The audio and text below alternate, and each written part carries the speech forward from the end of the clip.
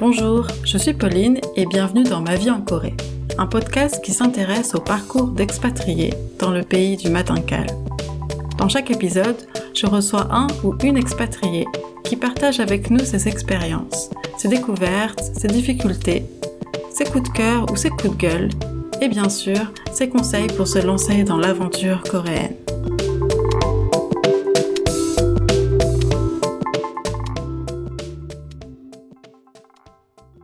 Pour ce troisième épisode, je reçois Priscilla, 31 ans et qui vient du Jura. Après plusieurs années passées à l'étranger, elle découvre la Corée. Et vous allez voir, c'est un grand coup de cœur. Nous n'avons ni discuté de K-pop ni de drama, mais de beaucoup d'autres aspects de la culture coréenne. On a parlé de son lien avec la Corée, de sa première fois dans le pays, de ce qu'elle aime et de ce qui l'agace, de ses difficultés en coréen et de son apprentissage de la langue, de son blog et du site korea.net, du dispositif d'accueil des immigrés, de cuisine, de Séoul et d'autres lieux qu'elle a visités, de son petit ami coréen et enfin de ses conseils. Lors de notre échange, j'évoque aussi un peu mon parcours en Corée, qui sera sûrement l'objet d'un épisode. Alors si vous avez des questions à me poser, n'hésitez pas à m'envoyer un message sur Instagram ou par email sur maviehencorée, tout attaché et sans accent, .podcast@gmail.com.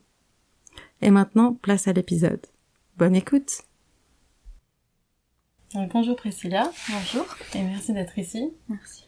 Alors, première question, est-ce que tu peux nous dire quel est ton lien avec la Corée? Mon lien avec la Corée, c'est... Bon, ça commence avec l'amour de l'ébénisterie coréenne. Donc, le travail du bois traditionnel de la Corée, c'est comme ça que j'ai commencé à connaître la Corée. Et c'est ça qui me fascine. Tout ce qui est architecture traditionnelle, les meubles, les principes derrière les concepts qu'il y a, alors que nous, enfin par exemple en France ou en Angleterre, il n'y a pas forcément des concepts, des philosophies derrière. Donc c'est ça mon lien à la Corée, j'imagine. Et comment t'as découvert Mais je faisais mes études d'ébénisterie en Angleterre et à travers mes recherches, parce que j'aime bien en fait tout ce qui est un peu écologique, en accord avec la nature, et à travers mes recherches j'ai trouvé un ébéniste coréen qui s'appelle Bae Se-wa, qui a étudié à Hongdae, à Hongik University, et il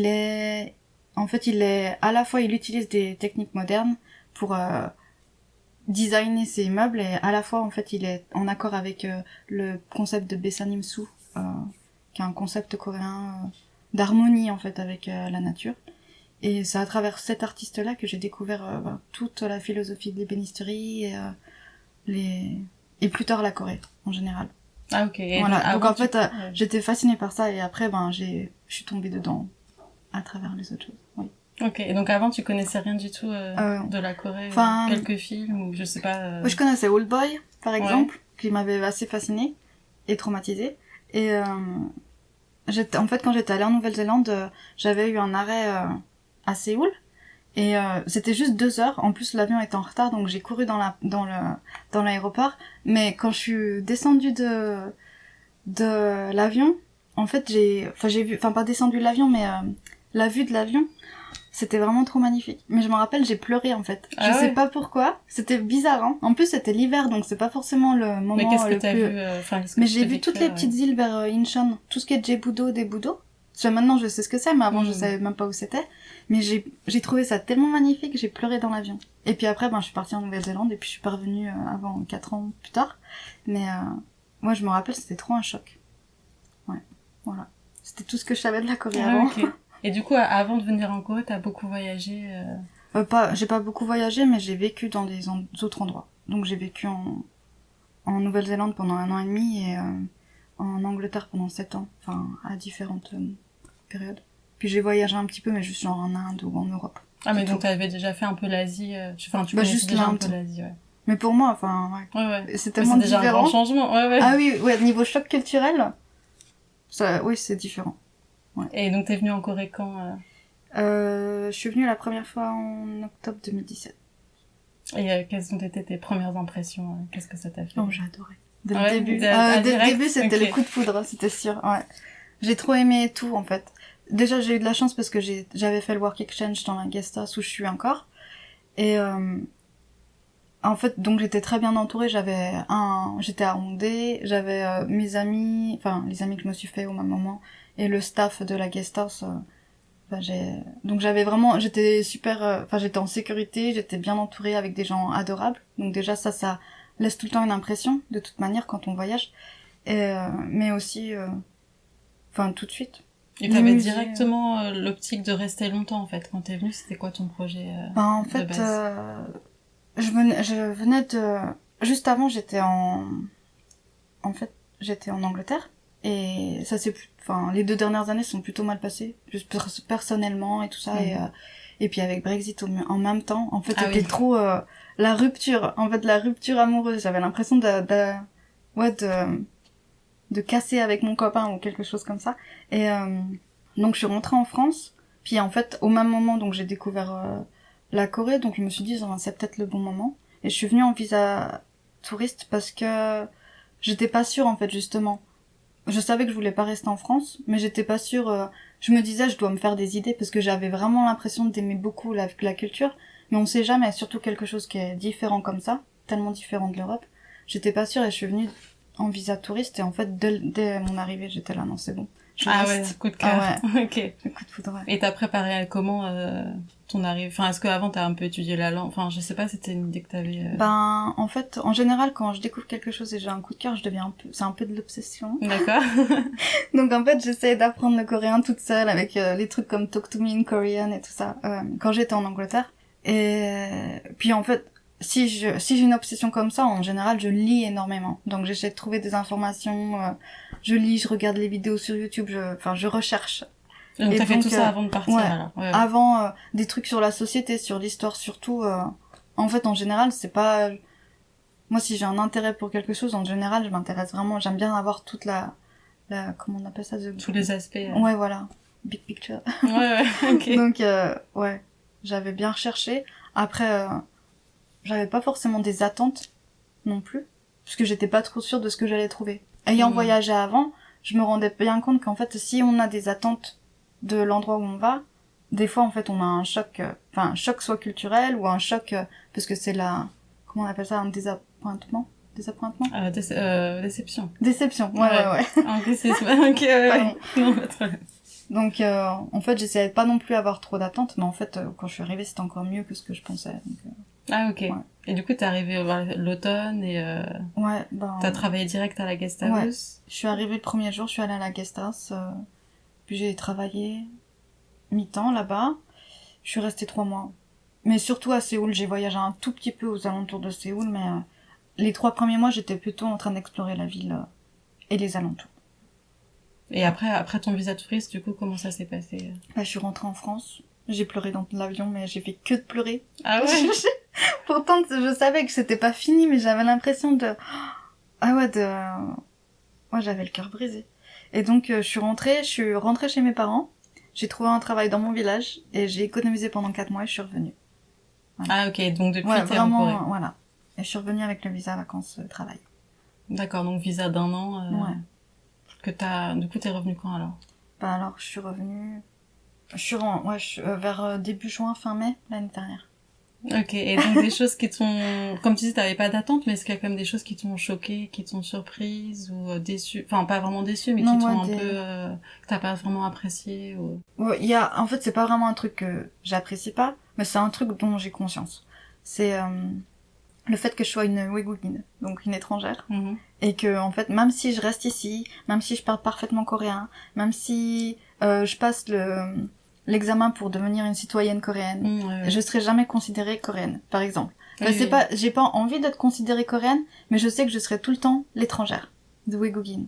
Ah oui, enfin ouais. Donc voilà. Alors que, par exemple, dans les autres pays, on peut être, en fait, plus accepté. Enfin, on va pas forcément être étrangère, on va être... Mais tu es dans les pays, toi, où t'as été, comment tu t'es sentie Voilà, on n'est pas... on est toujours un peu la Frenchie, mais on n'est pas l'étranger. Ça, j'imagine, c'est un peu beaucoup de pays asiatiques, à mon avis. Oui, je pense. En Chine, parce Japon... Ouais. Parce que c'est peut-être des pays un peu homogènes, quand même. Et ils ont pas forcément eu autant de flux de population, j'imagine, à travers l'histoire. Donc c'est juste un truc... je veux pas devenir coréenne, mais je veux dire... Tu te sens différente à chaque fois. Ouais, voilà. Donc je sais que même ça va être difficile du début à la fin d'être acceptée, même si j'arrive à m'installer ici, je pense. Ça fait sens? Ouais. Et du coup, et après, est-ce qu'il y a d'autres choses Moi, c'est plutôt les détails, en fait, qui m'ont choqué, mais... Ah ouais, mais par exemple, ouais. Par exemple, qui coupe la viande avec des ciseaux. Ah oui, ok. Des trucs comme ça, c'est vraiment des détails, hein. Mais en fait, mon optique ici, c'est... Depuis que je suis arrivée, je suis en état de émerveillement un peu constant, en fait. Même s'il y a il y a des petits trucs... Enfin, par exemple, les Ajushi ou Ajuma, des fois, qui peuvent être... Les vieux monsieur ou les vieilles... Voilà. Enfin, plus ou moins âgés, la cinquantaine. Voilà. Ouais. Qui peuvent être des fois un peu mal polis, mais c'est pas que avec nous, c'est juste dans la société. Et à la fois, ils peuvent être adorables, donc ça dépend vraiment de la personne, du jour où on est, de où on est. Il y a des choses comme ça qui me choquent, parce que des fois, par exemple, dans le métro, c'est qu'ils te bourrent un bon coup pour que tu les laisses passer. Donc c'est juste des détails, en fait. Ça me fait rigoler presque, en fait, tellement c'est c'est marrant. Ok, et qu'est-ce que tu préfères Qu'est-ce que je préfère dans la culture coréenne, par exemple, comme t'as un peu étudié, enfin, pas étudié, mais tu t'es vraiment beaucoup renseigné, maintenant t'as découvert depuis quelques mois. J'aime bien le fait qu'il y ait un sens à tout, il y a une raison pour tout. Par exemple, les peintures sur les temples, ça s'appelle danchon. Je sais pas si je le dis correctement, hein, mais... Non, mais pas de problème, ouais. Et en fait, c'est basé sur 5 couleurs principales, et ça peut aller... En fait, après, ils font des mélanges et il y a encore plus de couleurs, mais les 5 couleurs principales, elles ont des significations. Enfin, par exemple, le sud, c'est le rouge, et le feu... Enfin, il y a un élément, une signification, une direction, et enfin, tout ce qui est passion et tout ça. Et parce qu'il y a beaucoup de gens qui, quand ils voyagent et ils vont regarder les temples, par exemple, ils vont penser que c'est un peu répétitif, mais en fait, tous les dessins sont tous uniques. Oh, mais j'apprends plein de choses. Enfin, j'ai vu, en plus, je crois que c'était hier ou sur Instagram, justement, tu postais quelque chose qui présentait justement ces éléments. J'étais, je savais pas du tout. Bah oui, en fait, Et ouais, c'est vrai, comme tu dis, des fois, on fait 3, 4 temples et on voit l'architecture, c'est un peu toujours similaire. Ouais. On voit un peu, voilà, les peintures. Enfin, c'est toujours joli, etc. Mais, répétitif, comme tu dis. Enfin, bah oui, ça peut paraître, voilà. Et, mais en fait, c'est tellement riche et il y a tellement de choses à apprendre. Moi, ça fait des mois que j'essaie d'écrire un article pour Korea.net et j'arrive pas à le finir parce qu'en fait, j'ai tellement de trucs à écrire et je sais pas quoi choisir parce que pour moi, tout est assez fascinant. Mais en même temps, je vais pas écrire un livre dessus, je vais juste 2-3 pages, ça suffirait. Même une page, ça suffirait. Mais, et donc, c'est cet aspect-là que le fait que ça c'est qu'un exemple. Et il y a tellement de signification pour tout. C'est très symbolique. Je crois que c'est ça qui me fascine le plus, le symbolisme dans la culture coréenne. Et t'as un autre exemple par exemple, ça c'est comment on appelle ça, un motif, pas bateau, mais c'est partout en Corée, c'est le Shipjangseung, les 10 signes de longévité. Et il y a 10 symboles. Donc par exemple le pin, l'arbre, le pin, le crane, je sais plus ce que c'est, les grues, je crois. Il y a les montagnes, le soleil, les nuages et tout ça. Et en fait, c'est quelques saints. La tortue, par exemple, aussi, la biche. Et en fait, chaque symbole a une signification, pareil. Donc, par exemple, le pin, en fait, comme c'est un arbre qui est vert toute l'année, ça symbolise un peu l'éternité, la longue vie. La grue, ça couple à vie, en fait. Donc en fait, ça symbolise le mariage heureux, une belle vie de famille, des choses comme ça. Et donc par exemple, ces symboles, ils étaient partout dans la dynastie Johnson, mais en fait, Joseon, je sais pas comment on dit. Johnson. Ouais. Et en fait, maintenant, on se balade dans la rue et on a partout. On voit pas forcément, mais si tu regardes sur les portes, il y a souvent des pins ou des bambous aussi. Ça fait partie d'un des signes. Enfin, c'est partout. Et parce qu'en fait, même de nos jours, les gens, ils mettent quand même des choses comme ça dans leur maison parce que ça a toujours une signification. Ça fait partie des meubles, en fait. Ok. Ouais. Non, mais intéressant. C'est un truc que j'aime bien. Ouais. Et t'as appris la langue un peu? Comment ça s'est passé? J'apprends, mais là, je galère un peu. D'accord. T'as appris avant de venir? J'avais appris un peu, mais... donc, en fait, je comprends beaucoup plus que j'arrive à m'exprimer. Parce que... c'est toujours... En général, c'est toujours comme ça, au début. Oui, je pensais, mais en même temps, j'ai rencontré beaucoup de gens ici. Ils savent pas écrire, mais ils arrivent à parler parce qu'ils ont pas de problème de confiance. Ah, oui, je te comprends. Moi, je suis un peu pareil. Ouais, je me disais. Donc, ça met du temps à revenir. Ouais. Est-ce que t'arrives à parler bien? Maintenant, ça va, mais ça m'a mis beaucoup de temps avant vraiment communiquer sans avoir trop à préparer mes phrases dans ma tête, à me dire bon allez je vais y aller, je vais lui demander ça. Ou, Ouais, c'est ça aussi, voilà. hein, c'est la préparation. Alors que maintenant, des fois, non, je réfléchis plus trop. Bon, bah, je vais demander, bah, je demande. Ou, bah, mais ça m'a pris du temps. Surtout que en coréen, comme il y a tellement de degrés de politesse, moi, ça me bloque un peu. Ça m'a beaucoup bloqué au début même si on fait des erreurs, au final, c'est pas grave. Ils sont contents que tu parles et tout. Même si tu le sais. Moi, ça me bloquait un peu pour dire est-ce que je m'adresse à cette personne correctement, comment je dois l'appeler, parce qu'on appelle très peu les personnes par leur prénom, mais par leur statut. Du coup, bah ouais, mais je sais pas comment m'adresser à cette personne. Du coup, je vais dire ici, enfin Yu-Gi-Oh, je sais pas, mais voilà, mais au fil des années, donc moi ça fait 5 ans que je suis là, mais du coup au fil des années ça se débloque, heureusement. Mais c'est vrai que moi je pense que ça m'a pris du temps quand même. Je saurais pas le quantifier, ça s'est fait de manière un peu plus fluide après, mais et ça dépend vraiment de ton environnement, je pense. Est-ce que t'étudies à l'université? Enfin, je pense que ça m'aurait beaucoup aidé si j'avais été dans un cadre d'études en échange, par exemple, ou quelque chose comme ça. Ça n'a pas été le cas, du coup, ben, tu dois juste, faire face à la vie quotidienne, etc. Et t'as pas forcément, les gens vont pas forcément te corriger non plus. Alors que si t'as vraiment des amis coréens, ils vont peut-être plus te corriger. Enfin, ça dépend, je pense. Ouais, c'est tout à fait ça. Puis, mais par exemple, moi, je me rappelle pas avoir ça pour quand j'apprenais l'anglais. Je peux dire. Ouais, mais c'est plus proche. Enfin, mais bon, oui, voilà. on a c'est ça, c'est tous parce des que expériences différentes, mais c'est plus familier, j'imagine aussi. Mais je me rappelle vraiment pas. Enfin, en fait, parce que moi, à chaque fois que j'essaie de parler, enfin, maintenant, ça va mieux quand même. Dans certaines situations, par exemple, aller dans les cafés, les restaurants, ou parler avec mon copain. Dans ces situations-là, j'arrive à parler sans avoir trop à penser, puis. Mais dès que je suis dans une situation pas familière, ouais, je panique, hein. Des fois, en fait, enfin, je panique et j'ai mon cerveau qui fait, genre, ça s'éteint. C'est comme, des fois, j'ai vraiment l'air un peu bête, hein, parce que... non, ça arrive, hein, c'est pas... Ouais. Puis, enfin, apprendre une langue, c'est pas toujours évident. Et là, si t'apprends toute seule, du coup?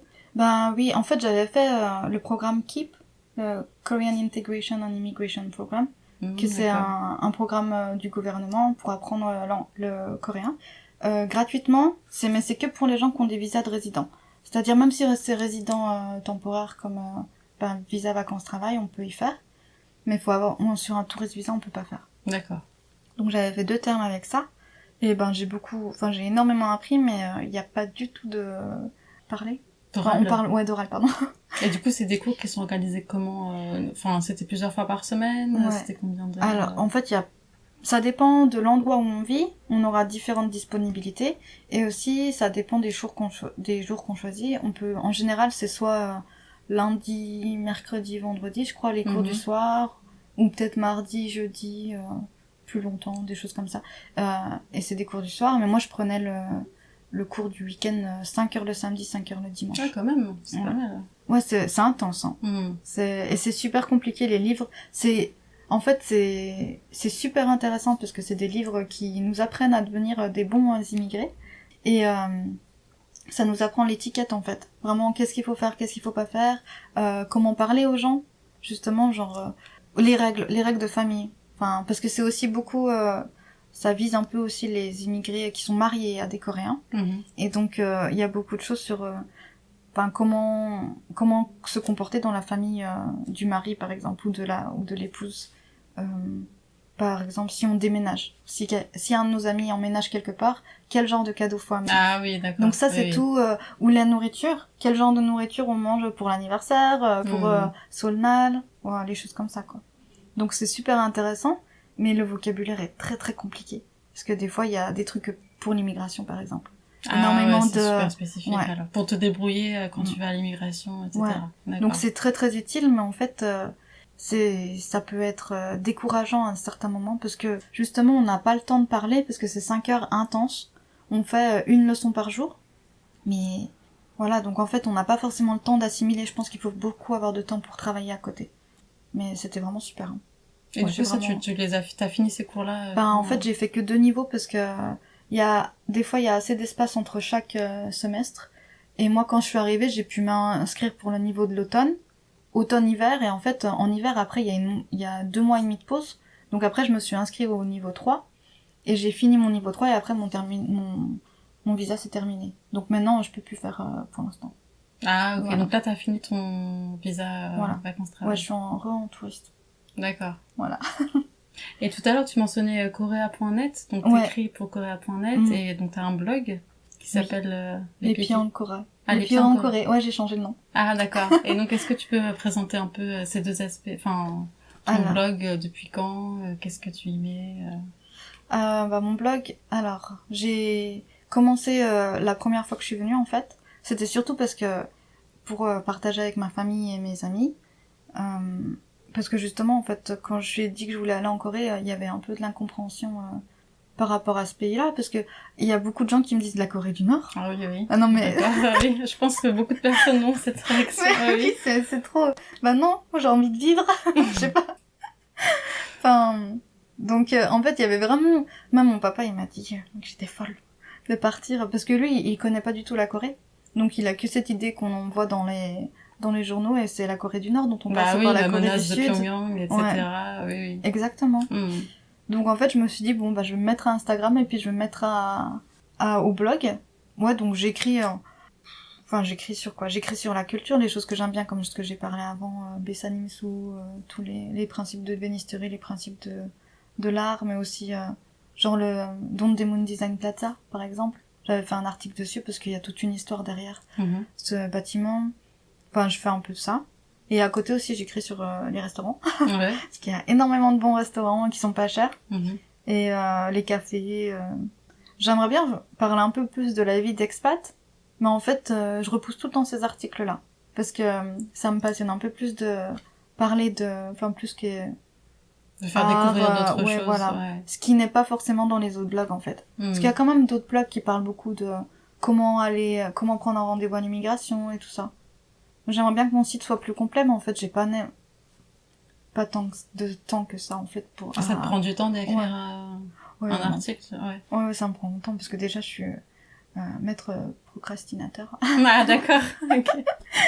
Et en plus, en fait, je suis un peu perfectionniste, donc au départ, en fait, surtout, ça me mettait beaucoup de temps à publier, parce que j'avais peur de ce que les gens allaient penser, qu'on n'allait pas aimer, en fait. Mais en fait, jusqu'à maintenant, j'ai eu que des bons retours, ou des critiques qui me font avancer. C'est-à-dire, en fait, tu devrais peut-être faire ça, ou que ça me donne des idées, ou ça me motive un peu plus, en fait, à faire mieux. Et à travers mon blog, en fait... j'ai candidaté pour Korea.net, ils cherchent des journalistes honoraires. Tous les ans, il y a des nouvelles inscriptions. Et donc ça, c'est bénévole, c'est quelque chose qu'on fait... Oui, c'est vraiment, on donne de notre temps. Et en retour, en fait, il y a des cours sur la culture coréenne. Donc en fait, c'est surtout ça qui m'a... d'accord, ça je savais pas qu'il y avait quelque chose. Ils ont pas encore commencé. D'accord. Mais ils nous ont donné des trucs, genre j'ai un livre sur la culture coréenne qu'ils nous ont donné. Parce que mine de rien, c'est difficile de trouver des choses en anglais, ou en français même, encore plus, sur la Corée. En général, c'est pour ça que j'avais commencé à apprendre le coréen, parce que je me disais, mais j'ai besoin d'informations et je trouve rien. Parce que j'aime bien les trucs assez spécifiques. Et donc voilà, j'ai été prise. Il y a pas mal de Français, et de gens de tous les pays, hein, on est beaucoup, c'est pas genre une personne par pays. Hein. Donc c'est un site qui est en plusieurs langues, c'est ça? Voilà, c'est le site du gouvernement, c'est du ministre de la Culture, ministère de la Culture. Et oui, il y a un peu de tout dessus. Moi, j'ai pas encore publié mon premier article, mais par contre, j'ai fait d'autres trucs avec eux, des autres projets. Quand ils ont des fois des projets ponctuels, ils nous appellent et ils demandent est-ce qu'on veut participer. Donc, j'ai participé à un vlog.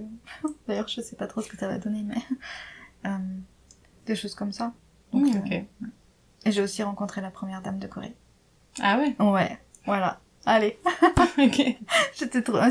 À quelle occasion, comment ça s'est passé? Pour la cérémonie d'induction des journalistes honoraires, on est allé à la Blue House.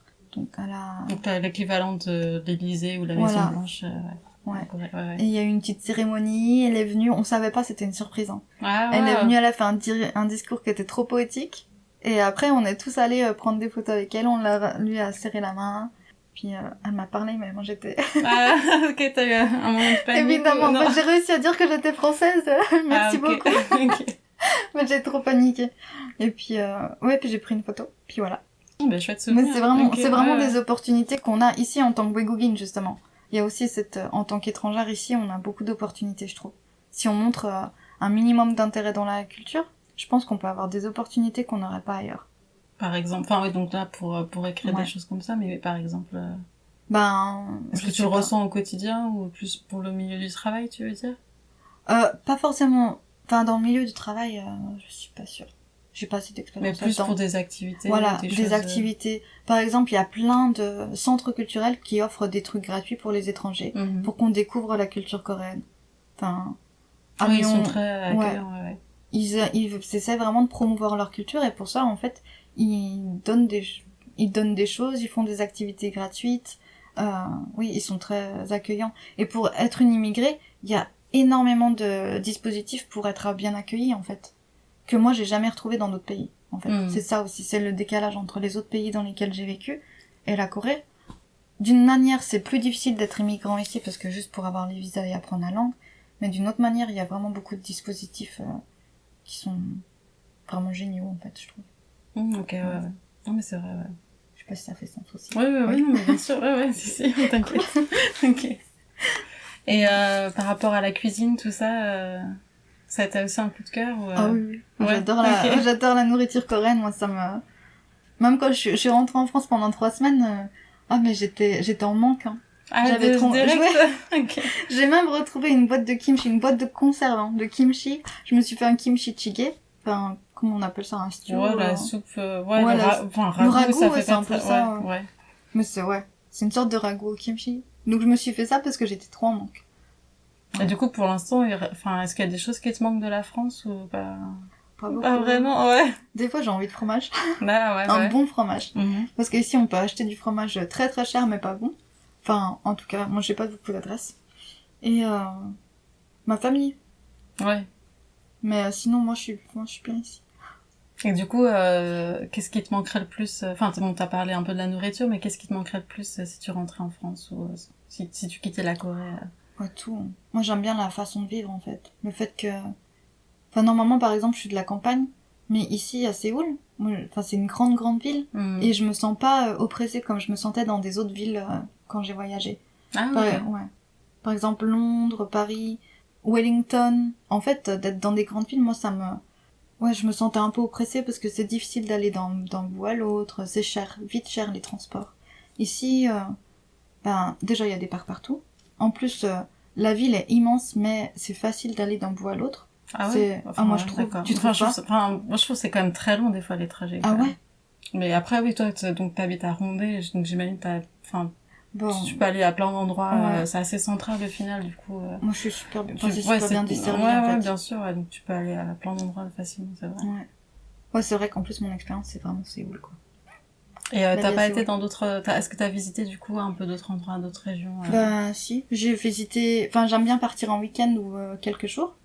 Donc, j'ai fait plusieurs villes, hein, genre, par exemple, Busan, Ulsan, Jeonju, Sokcho, Gangneung, Suwon-boku. Ah oui? Suwon, j'adore. Daebudo, Jebudo... Oui, des petites îles. Je suis pas encore allée à Incheon, mais ça s'est pas encore présenté. Ouais. Enfin, j'ai fait d'autres villes, je crois, mais... oui. Et est-ce que t'as eu un coup de cœur pour une des régions ou En fait... Ah, mais j'ai pas dit, je suis allée à Gyeongju, j'ai beaucoup aimé Gyeongju, mais j'aimerais bien y retourner plusieurs fois. Juste parce que c'était l'ancien centre historique, en fait, l'ancienne capitale de la Corée, donc c'est toute une période différente qu'on voit pas ici à Séoul, ou dans le nord de la Corée du Sud. Ouais. Mais oui, j'aime beaucoup Gyeongju, et j'aime beaucoup Sokcho et Gangneung, vers la mer.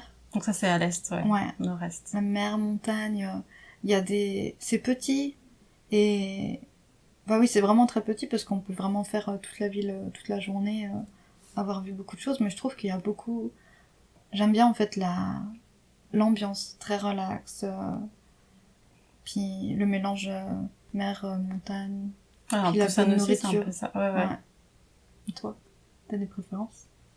Ah, moi, j'avais beaucoup aimé Busan. Mais ouais. j'aime bien, on va dire, le sud-est. Enfin, mon mari Oui. de Daegu. Donc, j'ai pas mal voyagé. Enfin, un moment, on avait pas mal voyagé dans cette région. Ouais, j'aime bien. Moi, j'aime bien Daegu. J'aime bien...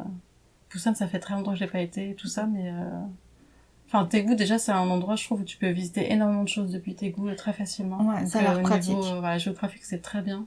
Daegu, j'aime beaucoup le centre-ville qui est piéton, très bien, très relax, très... T'as des rues, je sais plus, t'as la rue pour les gâteaux de riz, t'as la rue de tes herbes médicinales. Enfin, moi, tout le monde un peu dénigre Daegu en Corée, enfin, les Coréens, parce qu'ils disaient y a rien. Alors, c'est une grande ville, hein, ça a 3 millions d'habitants, je pense, ou plus. Je dis pas de bêtises, mais en tout cas, c'est une grande ville coréenne mais pour les Coréens, il y a rien à faire là-bas. Enfin, surtout pour ceux qui habitent à Séoul, mais pour eux, c'est juste, il y a rien à faire là-bas. C'est inintéressant. Mais c'est un peu dommage que cette pensée-là, mais ça, moi, je trouve que c'est très... Enfin, en plus, il y a beaucoup de montagnes qui entourent Daegu, ce qui fait que c'est très chaud, mais en tout cas, très agréable aussi, les montagnes assez grandes, je trouve. D'accord. Parce que ça, c'est pareil, hein, mon copain, il a dit non. Parce que moi, en fait, à chaque fois, enfin, souvent, je pars avec mon copain en week-end, et donc, on fait des suggestions. Moi, Daegu, j'ai suggéré plusieurs fois, mais jamais choisi, hein. Et du coup, donc, t'as un copain coréen depuis quand? Ah bah, depuis 1 an et demi. Ah, donc depuis que t'as arrivé, j'ai de la chance. C'était rapide. Et puis, il est d'où? Il est de Suwon. Ok. Donc, banlieue de Séoul. Et il veut pas aller à Daegu. Ok. Après, on a, à chaque fois, je sais pas pourquoi, hein. Il a cette idée, hein. Mais moi, il y a quelques musées que j'avais envie de faire. Ouais. Parce qu'il y a un musée de la science, ou un musée d'histoire naturelle, ou quelque chose comme ça. Ça, je saurais pas dire. Que justement, j'ai pas vu du tout. Donc, bah non, en tout cas, moi je trouve ça très sympa, Daegu. Bah moi, je vais insister la prochaine fois alors. Ou alors fais-toi un week-end sans lui, mais ouais, c'est vrai, je pourrais faire ça. Mais non, franchement, c'est sympa. Et sinon, comment ça se passe ta relation? Enfin, est-ce que c'est difficile d'avoir une relation avec un Coréen, tu trouves? Enfin, je sais pas si c'est trop personnel comme question. Non, c'est pas... Après, ça, c'est mon expérience. Donc, je sais pas si c'est général ou pas, mais je sais pas trop. En fait, je pense que des fois, il y a quelques aspects qui sont difficiles. Le fait que, par exemple, mon copain, il a repris ses études. Et donc, c'est un étudiant en master. Et en fait, il étudie énormément. Donc, ça fait... Il est très occupé, on se voit qu'une ou 2 fois maximum par semaine. Et des fois, il y a beaucoup de fois où il doit annuler à cause de son prof, qui lui demande de faire quelque chose au dernier moment. Ah, d'accord. C'est un peu différent du système français. Voilà, il y aura pas ça. Et des fois, par exemple, on avait rendez-vous. Souvent, on se voit le soir en général. Ou peut-être le dimanche. Mais, donc pour dîner ou quelque chose comme ça. Et le nombre de fois, il a dû annuler à cause de ça. À cause de son prof qui a dit, bon, on va à déjeuner. On a un rendez-vous demain matin. Hop. Allez. Ah, mais ça, c'est un peu coréen, je trouve, des fois, l'improviste. Enfin, pour les Français, ça fait très improvisé. Tu te dis, attends, on n'avait pas prévu, qu'est-ce qui se passe? Et comme le fait que ça soit un senior, en fait, soit un patron, un prof, quelque chose comme ça, on peut pas dire non. Ouais. Donc, alors moi, je suis là, bon, d'accord. D'accord, en fait, je peux pas, d'une manière, je comprends pas, parce que moi, je suis française, même en tant qu'européenne, on n'a pas ce genre de culture du tout. Exact. Et en même temps, je comprends, parce que je sais comment ça fonctionne. Je comprends pas, mais je comprends. Voilà. Ouais, enfin, c'est comme ça donc, ici, quoi, mais bon, c'est un peu difficile, j'imagine. Donc, voilà, c'est ce genre de truc que je trouve un peu compliqué des fois. Mais après, tout le fait qu'on soit de cultures différentes, je trouve que ça ajoute à la relation plutôt que la rendre impossible.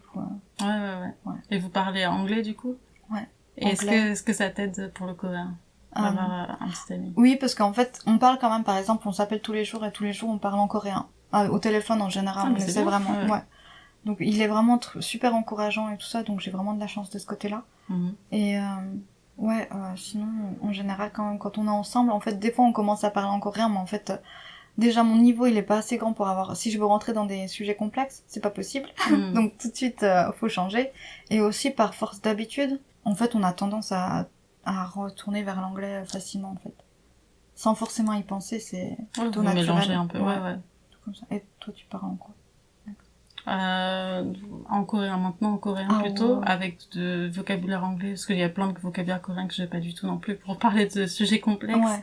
Du coup, soit il va s'adapter à mon niveau, ou soit, dans la phrase, il y aura un deux mots anglais, ça dépend. Ouais, enfin, majoritairement coréen. Pour la vie quotidienne, ça va. Mais ça a mis du temps à se mettre... Enfin, ça s'est pas mis comme ça du jour au lendemain. Comme toi, on n'avait pas... Enfin, je le connaissais depuis longtemps avant de venir en Corée. Du coup, on n'avait pas du tout cette langue de communication au début. Et c'est moi, au fur et à mesure d'apprendre, que je me disais, réponds-moi en coréen. Enfin, j'essaie, mais il a fait un effort. En fait, si la personne en face, je pense, fait pas d'effort elle aussi un peu prendre le temps de parler dans sa langue, etc. C'est un peu compliqué. Lui, au bout d'un moment, il a fait l'effort et c'est venu petit à petit naturellement, en fait. Ouais. Après, il me parle pas à moi comme n'importe quel Coréen. Je pense qu'il s'adapte aussi à mon niveau. Il faut de la patience. Mais de l'autre personne aussi. Oui, c'est voilà, pas... c'est ça. Je pense ça peut pas venir que d'un côté à mon avis. Enfin, c'est de la persistance d'une personne et de la patience de l'autre, je pense. Bah ouais, parce que c'est vrai que tu peux vite abandonner et dire, ça me saoule d'essayer attends, comment je vais lui dire ça, ou quoi, enfin, quand je vais lui expliquer, ou alors faut qu'elle regarde dans le dictionnaire, etc. Enfin, voilà, du coup, c'est ça. Mais du coup, bon, ça a pris du temps, mais maintenant, maintenant, on est à l'aise dans cette langue, Même si je l'étudie pas beaucoup. Ah, ok. Mais non, écoute, si déjà vous parlez un peu en coréen, c'est encourageant. Oui, c'est déjà bien. Puis oui, j'ai trop de la chance parce qu'il est vraiment trop... justement, il est patient, il prend le temps. Puis des fois, il insiste, en fait. Quand moi, j'ai envie d'abandonner, que je fais « Ah, c'est bon, je le dis en anglais. » c'est lui qui me pousse des fois, donc c'est vachement bien. Ok. Sinon, autre question pour finir. Quel conseil t'aurais aimé qu'on te donne avant de venir en Corée? Ou quel conseil tu donnerais à quelqu'un qui aurait envie de venir et qui est jamais venu moi, je pense que le truc le plus important... Enfin, ça dépend quel est le but, mais si le but, c'est de s'intégrer ou de... Enfin, même, je pense que même si on veut pas forcément s'intégrer, on voyage seulement, je pense qu'il faut se renseigner sur les codes et l'étiquette, en fait, en Corée. Il y a des choses qu'on peut pas faire, en fait. Parce que des fois, il y a des gens qui disent « Ouais, mais les Coréens, ils sont un peu froids » ou quelque chose comme ça. Mais je crois que c'est vraiment ne pas comprendre la culture, en fait. Les Coréens, ils sont très chaleureux, moi, je trouve. Une fois que... évidemment, au premier abord, par exemple, on peut pas aller dans la rue, il y a quelqu'un qui a l'air sympa, on peut pas aller leur parler. Enfin, ça se fait pas. Ouais, ils vont être vraiment... un peu surpris, même pas peut-être paniquer qu'un étranger lui parle aussi, mais ça dépend. Ouais, et les Coréens aussi, ils parlent... Moi, il y a beaucoup de gens, ils disent ils parlent pas très bien anglais, mais en fait, ils ont un très bon niveau de compréhension, mais ils ont pas forcément la confiance de parler en général. Ça, et... Enfin, je sais pas, je pense qu'il faut leur laisser le temps. Et du coup, par exemple, qu'est-ce qu'il faut absolument pas faire pour toi? Quelle est la règle à éviter? Il y en a plusieurs, mais bon, qu'est-ce qui est pas aborder les gens...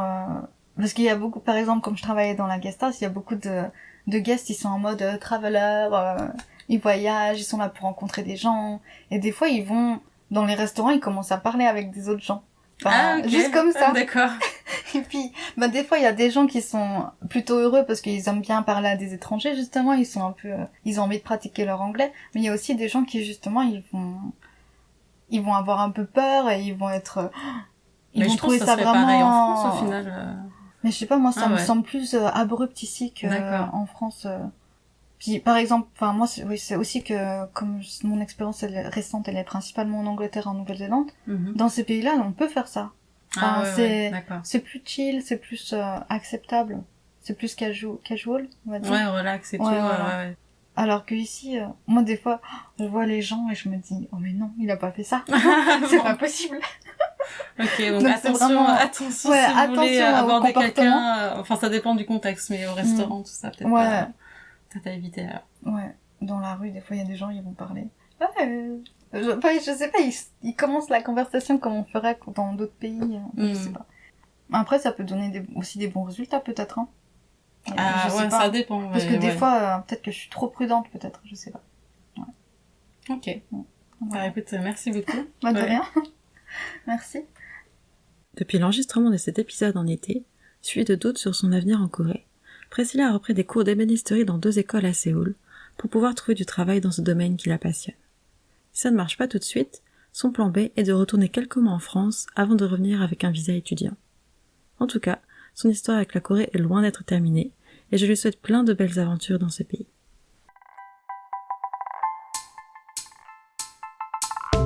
J'espère que cet épisode vous a plu. Si oui, n'hésitez pas à le partager, le commenter ou encore le noter avec 5 petites étoiles. Vous pouvez retrouver ma vie en Corée sur Instagram et me lire sur mon blog personnel, Étoile Verte, où je partage entre autres sujets mes impressions sur la Corée du Sud. Tous les liens sont dans la description du podcast. Je vous donne rendez-vous le mois prochain pour une nouvelle aventure coréenne. À bientôt!